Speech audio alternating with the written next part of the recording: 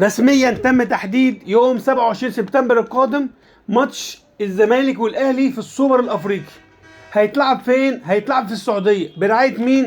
برعايه موسم الرياض، برعايه تركي الشيخ. معنى ايه الكلام ده؟ ان كل حاجه هتتعمل عشان خاطر الاهلي. فعشان الزمالك يكسب السوبر الافريقي محتاج فريق من نار، محتاج فريق من نار، ومحتاج صفقات من نار.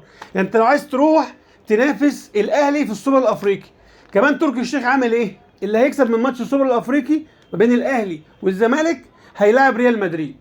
فالتركي بقى عايز الاهلي يلاعب ريال مدريد ولا الزمالك؟ انتوا شايفين. طب الزمالك محتاج صفقات ايه؟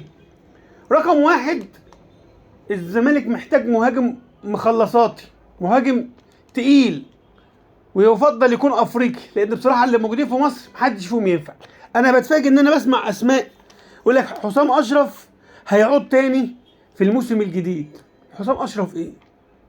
هو انت مرجع حسام اشرف؟ انت هتنافس سيراميكا وزد وفاركو والكلام ده؟ انت هتروح تلعب الاهلي. وبقول لك كمان ايه، الزمالك احتمال يتعاقد مع احمد عاطف مهاجم، او احمد شريف، او محمود ممدوح مهاجم حرس الحدود.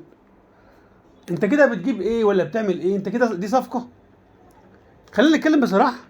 لو جبت اي حد من دول، احمد عاطف فيوتشر، او احمد شريف فاركو، او محمود ممدوح حرس الحدود، انت كده هتجيب مهاجم كويس، بس هتنافس بيه حرس الحدود، هتنافس فيه غزل المحله، هتنافس بيه فاركو، هتنافس بيه الاتحاد السكندري، لكن مش هتنافس الاهلي وبيراميدز باللعيبه دي.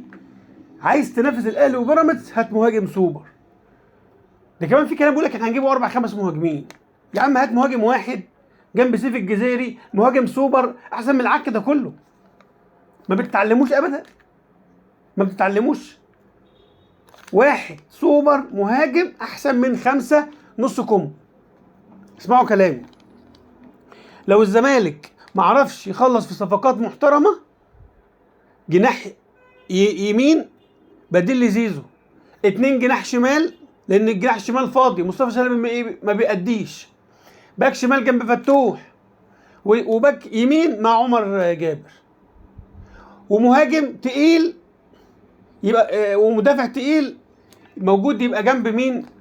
جنب المسلوسي. يبقى انت كده كملت الفرقه. اقول لك فرقه قويه تعرف تنافس. انما انت هتنافس احمد عاطف واحمد شريف والناس دي كلها، مع احترامي ليها كلها، بس انت كده مش هتنافس. وماتش السوبر بالوضع ده الاهلي هيخلصوا 3-4-0. اسمع مني، 3-4-0 باللعيبه اللي انت بتتكلم فيهم دول.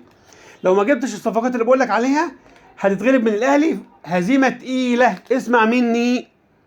كمان في بعض الناس من مجلس الاداره بتتكلم على بيع زيزو، مفيش فايده.